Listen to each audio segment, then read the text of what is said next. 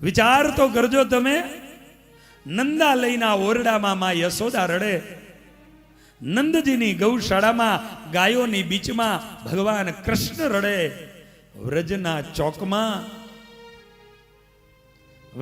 ચોકમાં ગોપીઓ ટોળે વરીને રોવે, મથુરાના કારાગૃહમાં વસુદેવ ને દેવકી રડે. આંસુડા સિવાય કાંઈ છે? રુદન સિવાય કાંઈ છે?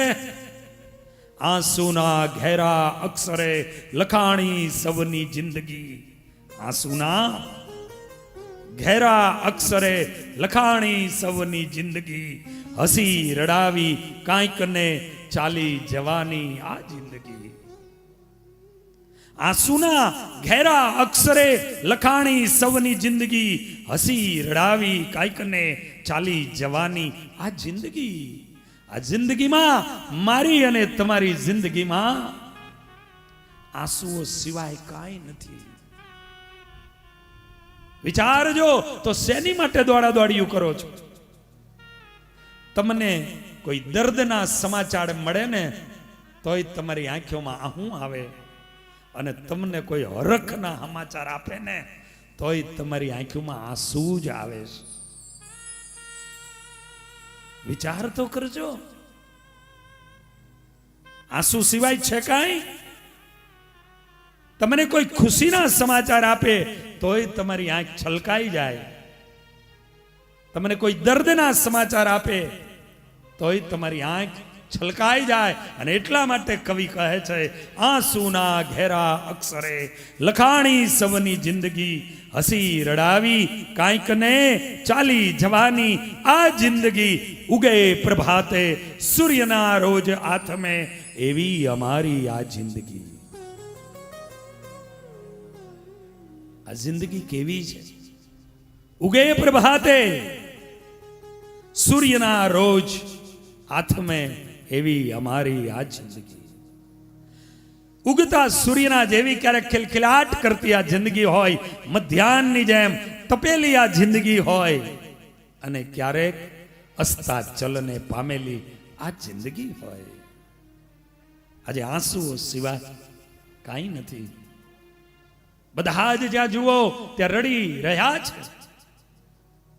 હર વ્યક્તિ રુદન કરી રહ્યા છે.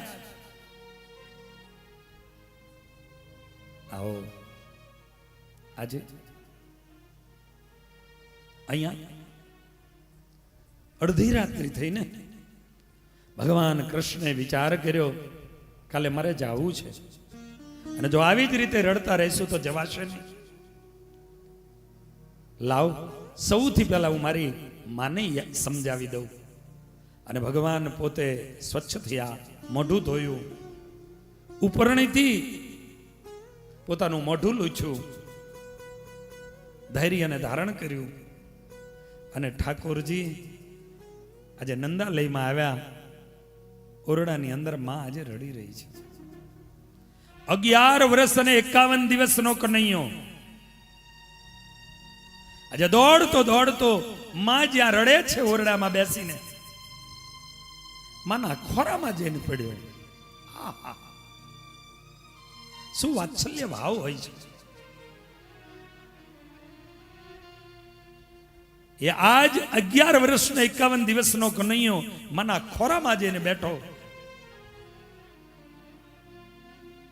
મના આહુડાને લૂછતો લૂછતો એ કનૈયો કહી રહ્યો છે, માં કેમ રડસ? આજ માં યશોદા પોતાના લાલના ગુગરારા વારમાં આંગરીઓને ફેરવતી ફેરવતી કહી રહી છે, લાલન લાલન તું કાલે જાય છે ને, માટે મને રડવું આવે છે. માના આંસુને લૂછી માની દાઢી પકડે છે, અને એ કૃષ્ણ માની દાઢી પકડીને કે, હે માં તું કોની માં છો? એ માં તું કાલે જવાને, હું જવાનો ને, પણ માં હું પાછો આવવાનો. હે લાલન તું પાછો આવીશ? હા માં હું પાછો આવીશ. જો માં તું છાની રહી જા, હું તને વચન આપું છું માં, હું જરૂર પાછો આવીશ. ભલી ભોલી એવી એ માં આજે પૂછવું ભૂલી ગઈ. કનૈયા તું અઠવાડિયે, 6 મહિને, 12 મહિને કે મારા અંત સમયે કેદી પાછો આવીશ? એ માં પૂછવું ભૂલી ગઈ અને મને સમજાવી દીધી, મને શાંત કરી દીધી. વિચાર કર્યો, હવે મારી માને સમજાવ્યા. અક્રૂરજીને અડધી રાત્રે કીધું, કાકા સ્નાન વિધિ યમુનાના ધરામાં રસ્તામાં કરજો, વહેલા નીકળવું પડશે, નહીતર નીકળાશે નહીં. આખી રાત્રિ ગોપીઓ આજે રડતી રહી છે. વહેલી સવારે અક્રૂરજીએ રથને જોડ્યા, નંદા લઈના દરવાજા ખુલ્યા, પણ જ્યાં અક્રૂરજીનો રથ બહાર નીકળે ને તા સામે ગોપીઓ હતી. અને એ ગોપીઓ અક્રૂરજીના રથની આડી આવીને ઊભી રહી ગઈ. અક્રૂરજીને કહેવા લાગી, અક્રૂર, તારું નામ અક્રૂર કોને પાડ્યું છે? તો 1 નંબરનો ક્રૂર છે. અમારા વ્રજનો પ્રાણ એવા કૃષ્ણને તમે લેવા આવ્યા છો. અક્રૂરજી ધ્રુજી ગયા. ભગવાન કૃષ્ણની પાસે જઈને કીધું, પ્રભુ મારું કામ નથી, આપ જગ્યા કરો. અને ગોપીઓ જ્યાં ટોળે વરી અને ઊભી હતી, ભગવાન કૃષ્ણએ આવીને હાથ જોડ્યા અને ગોપીઓને એટલું કીધું હતું, હે ગોપીઓ, આ દુનિયાના સાગરને તરવો હોય તો સાધનોથી તરી શકીશ, પણ હે ગોપીઓ, તમારી ભક્તિ પ્રેમના સાગરને તરવા માટે મારી પાસે કોઈ સાધન નથી, કોઈ સાધન નથી. આહા, મને રજા આપો. ભગવાન સ્વામિનારાયણે આ વાત વચનામૃતમાં લખી કે ગોપીઓએ નક્કી કરી લીધું હતું કૃષ્ણને જવા નથી દેવા, રથની આડું સુઈ જવું છે. કૃષ્ણને કહેવું છે, મારા શરીરની ઉપરથી રથ ચલાવો, અને શરીર ઉપરથી રથને ચલાવીને જાય, જીવવું પણ નહીં અને જોવું પણ નહીં. પણ જ્યારે કૃષ્ણ આવીને સામે ઉભા રહ્યા ને, ગોપીઓ હટી ગઈ. આને પ્રેમ લક્ષણા ભક્તિ કહેવાય. અમારું જે થવું તે થાય, પણ અમને જેમાં પ્રીત છે, અમને જેમાં ભક્તિ છે, બસ એ સુખી થાય. એ જ અમારું જીવન છે, એ જ અમારું જીવન છે. ગોપીઓ હટી ગઈ, રથ બહાર નીકળ્યો. ભગવાન કૃષ્ણ અને બલરામ રથમાં બેઠા, નંદજી આદિ બધા આગળ વધવા લાગ્યા.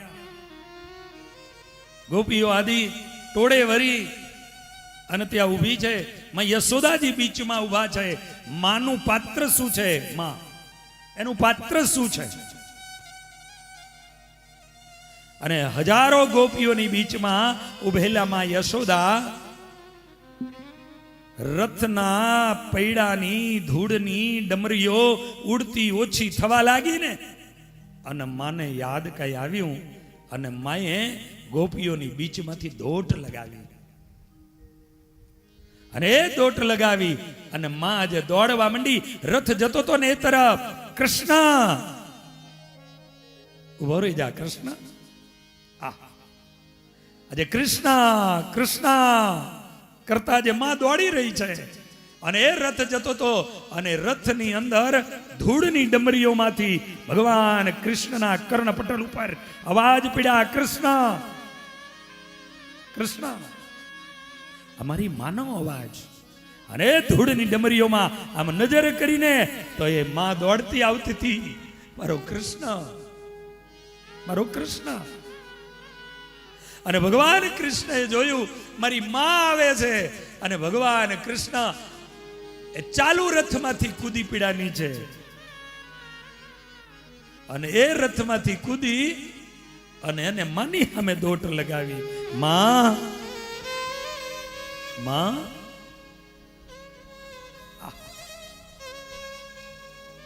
માં આ બાજુથી માં કૃષ્ણ કૃષ્ણ કરતી દોડે અને સામેથી આજે કૃષ્ણ માં માં માં કરતા દોડે અને માની પાસે આવીને માને બધ ભરી જાય, માં કૃષ્ણને બધ ભરી જાય. અને તે દિવસે આજે કૃષ્ણ માં યશોદાના હાથને પકડી અને એટલું કહે છે કે હે માં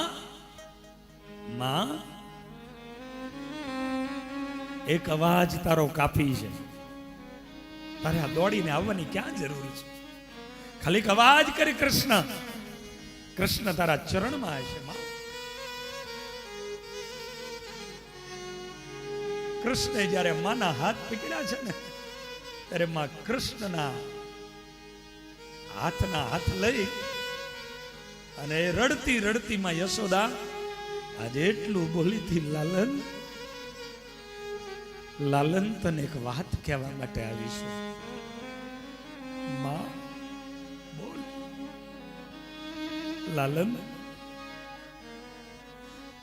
તું શા માટે જાશ ને એ આજે તને કહી દઉં.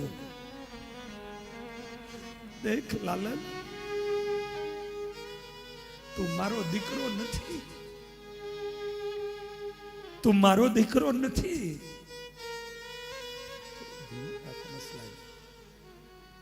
તું મારો દીકરો નથી. હું તો એક તને તારી ધાયણ માં છું. તું દેવકીનો દીકરો છું. હું તો તને એક મોટો કરવા વાળી હતી અને એટલા જ તું અમને છોડીને જાય છે.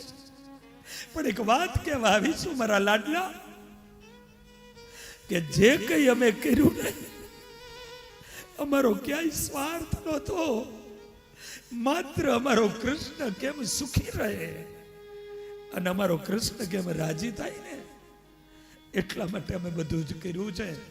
મારો દીકરો નથી ને તું, એટલે આજ તું અમને છોડીને જાય છે અને તું મારો દીકરો નથી આવું કીધું. અને ભગવાન કૃષ્ણની આંખમાંથી દાળ દાળ દાળ આંખુડાઓ પડવા માંડ્યા અને માને પકડીને કીધું, માં, એના મોઢાની આડો હાથ દઈ દીધો. માં તું જે કાંઈ કહીશ ને બધું સંભળાશે, પણ માં તું જિંદગીમાં કોઈ દી એવું ન બોલતી કે તું મારી માં નથી.